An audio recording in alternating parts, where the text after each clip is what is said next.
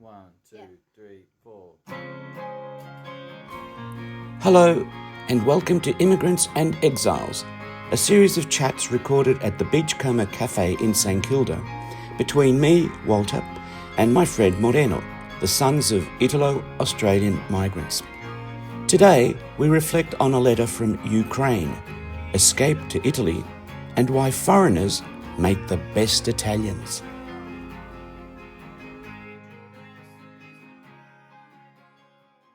My name is Maria.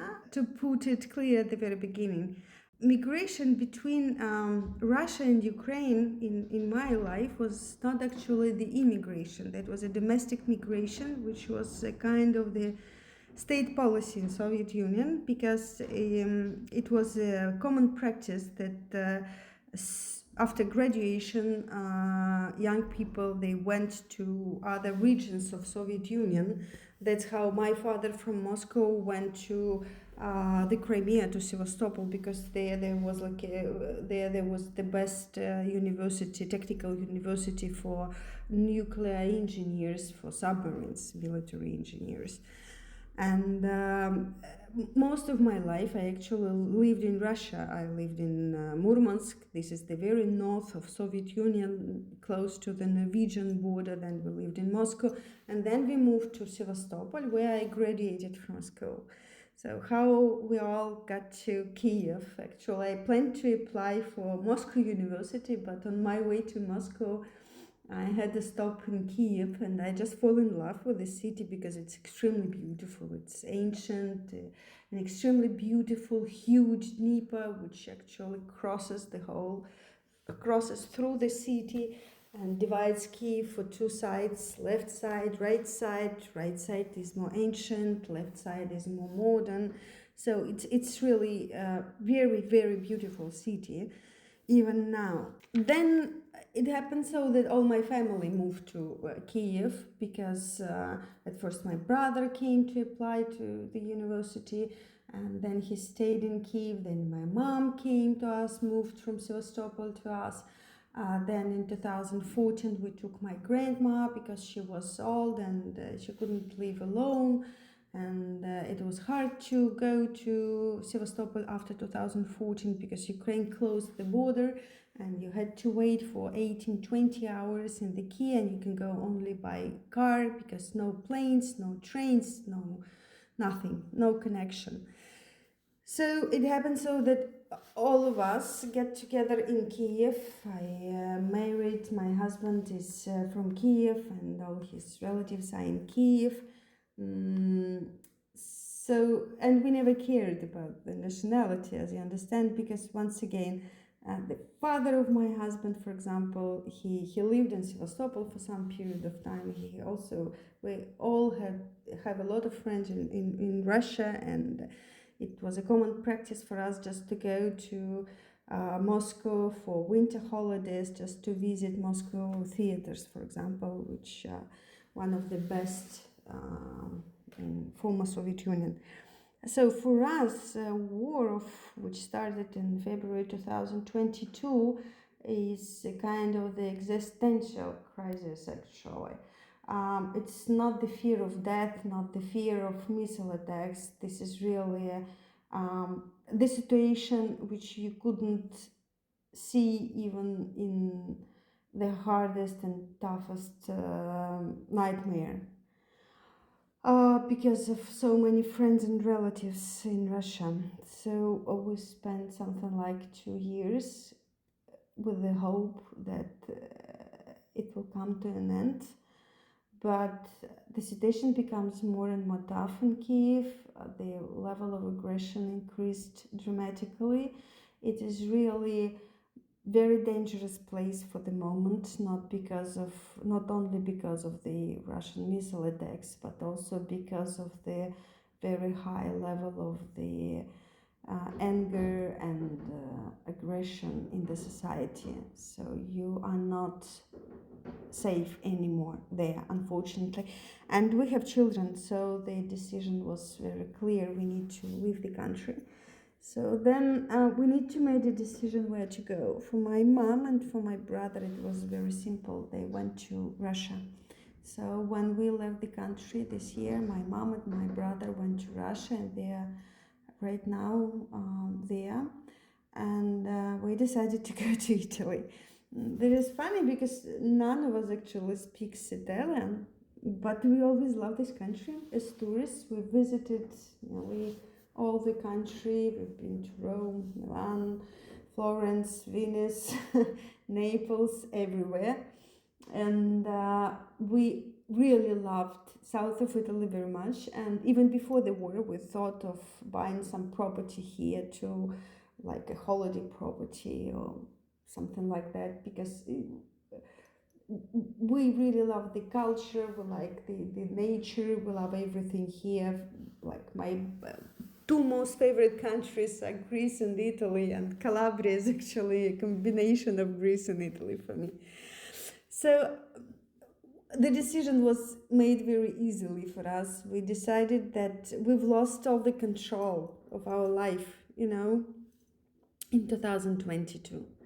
And to choose the country and to go the place you like, the place where you feel yourself comfortable is very important, because this is a kind of the illusion from my perspective to go to Milan just because you have the idea that there is a lot of opportunities for work there. I'm not sure that this is true.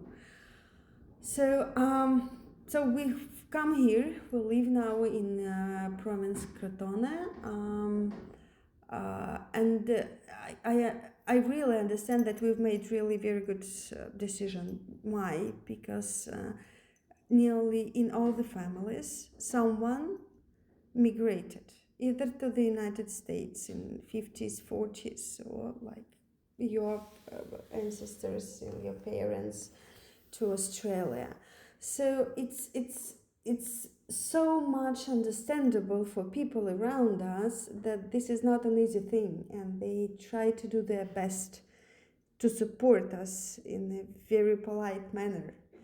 So we've bought a flat here. Our son already goes to school. Our daughter, she doesn't like the climate of Italy, so she is now studying in Sweden, in University of Lund, and but now she came also to us for a Christmas time. So it is funny when I started to read about the history of this region of Italy. I realized that lots of cities, the small cities in Calabria, were founded by immigrants, either from Greece or from Albania or from like other countries. Lots of Albanian and Greek actually villages, and people still speak their native languages, and they even preserve the cultural traditions of their ancestors. And this is probably why I think that for immigrants, this is probably one of the best places, because experience of immigration, whether it was successful or not, is in the blood of all the families around us. And this gives this very specific atmosphere. They're really very hospitable here, and they're really welcoming. And all citizens of our small city are very welcoming, and they support us on every step of our way and try to somehow support us in our process of integration. So on the other hand side, I strongly believe that south of Italy is a really underestimated region from all the points, from the point of view of touristic business, from the point of view of commercial activities, because it's very much domestic. Sometimes I ask my new Italian friends, do you keep this region for Italians only? Do you really need tourists here? Because all the people that I see here, they either have relatives. So only those who exactly know that they will see here, they come. I think that gives some potential from the point of view of further integration and further business development here for me and for my husband. But for the moment, we are just like, I'm here for 3 months. My husband is here for 4 months. We're still in the process of studying the language. We are still in the process of learning the opportunities which are available here from the point of further development of business and things like that.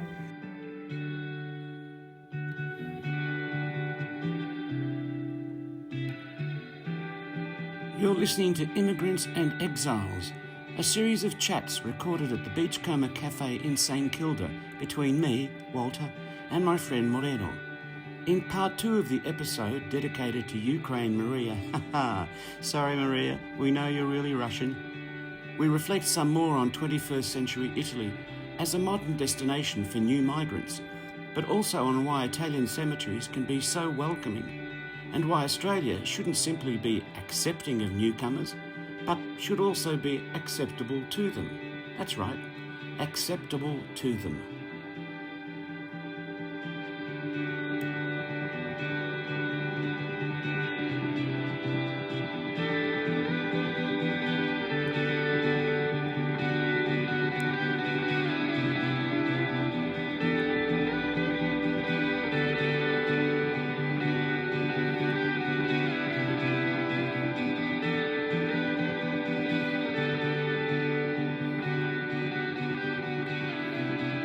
So Moreno, what did you think of Maria's short 10-minute story to us?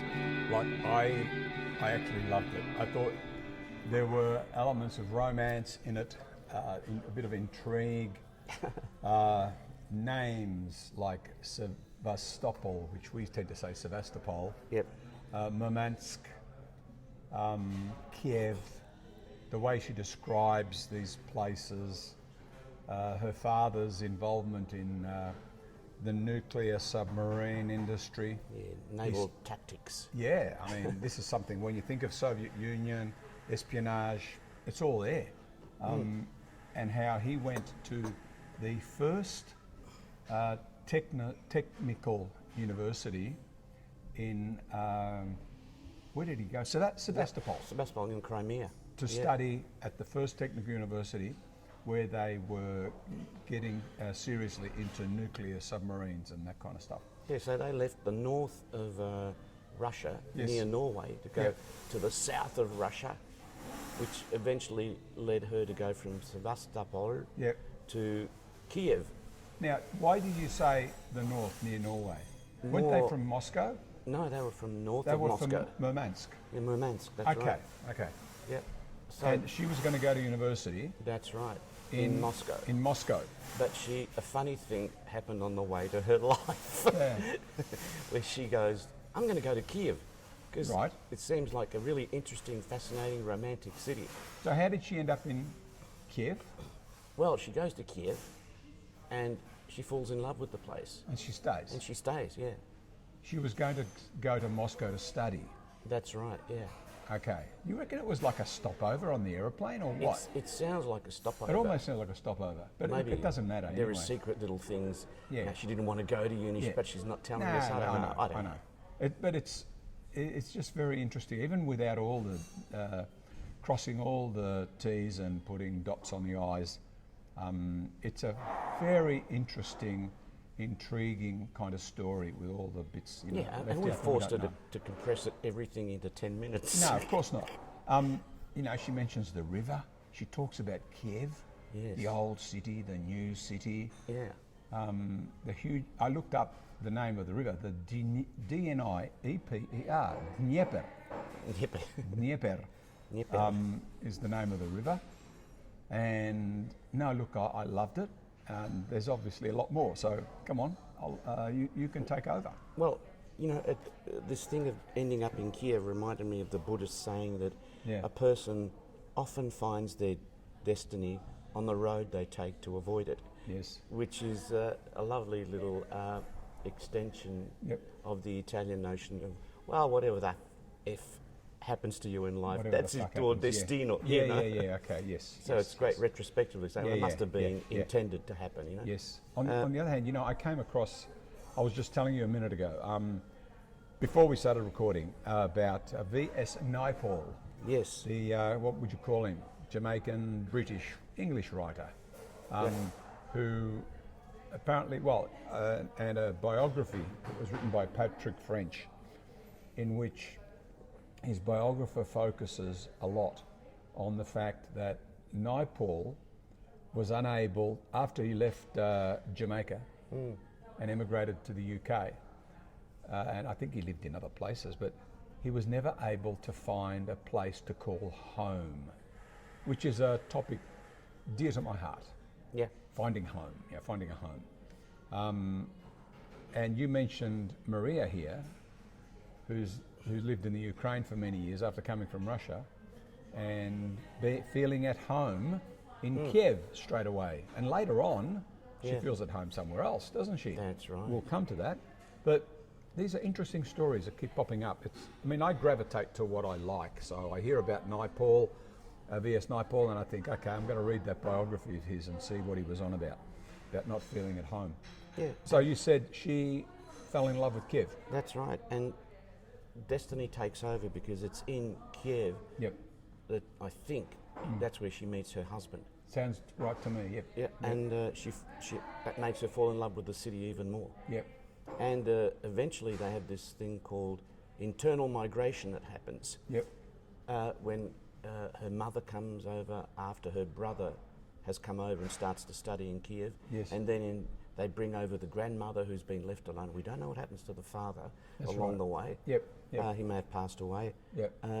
And they're all living there until question marks arise in their minds because in 2014 the Ukraine closes off almost all means of interaction. There must have been transport. some tension between the Ukraine and Russia. Russia, yes, that's right. Yeah. And she says the only way you could go from one country to the other was via a car. No planes, no trains, not even using ships.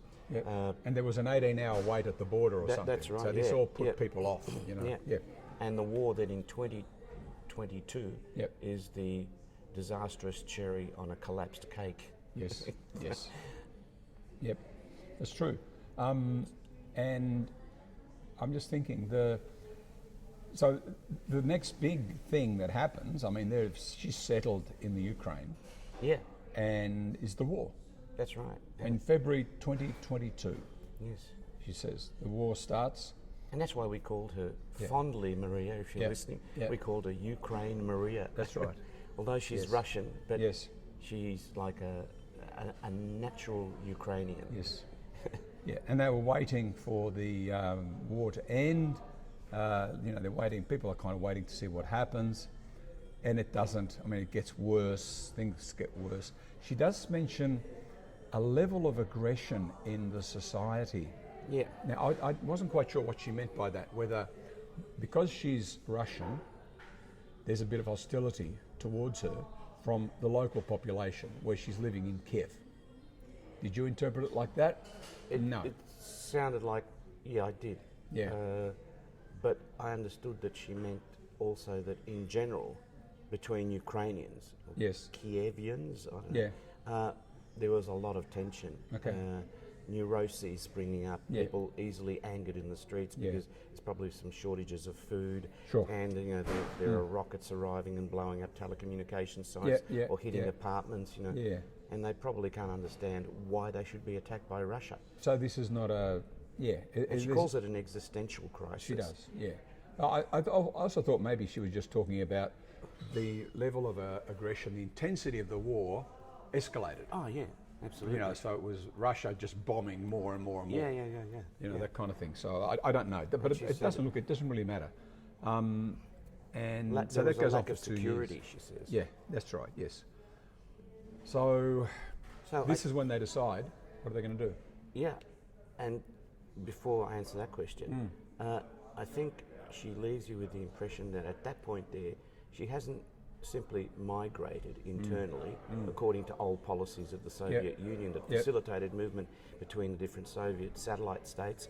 She hasn't just migrated, she's now become an exile. Yes. Because it's very difficult to get back to Russia. Yep. But then she has to evaluate also, do I want to go back to Russia? What kind of a Russia is it? So in the end, was it the grandmother and the son, not the son, mother, her brother, her mother, and her mother? No, she says the mother and they all brother. went back. Her mother and brother went back. Not the grandmother. I didn't hear mention of the grandmother again. We'll I don't go know. with mother and brother. They go back, but she and her husband make a different decision. And then from being exiled, from being able to go easily backwards and forwards between Russia and Ukraine, they become genuine migrants, which falls more into the lap of what we've often been talking about, which is a better life. That's right. And they decide to go to Italy. Italy. Yes. Now, they've been there as tourists in the past. They've been to Milan, That's Rome, right, Florence, Venice.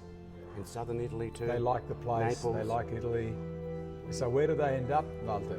They end up in Calabria, a place called Crotone. That's right.